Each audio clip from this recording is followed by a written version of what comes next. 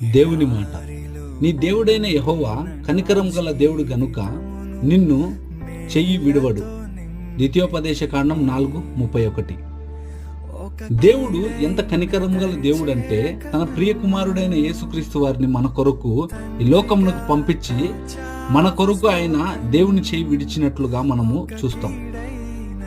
కానీ మనమైతే దేవుణ్ణి చెయ్యి మనము పట్టుకొనక ఆయన మన చెయ్యి పట్టుకుంటున్నా కూడా మనం విడిచిపెట్టి ఈ లోకంలో తిరుగుతూ ఉంటున్నాం.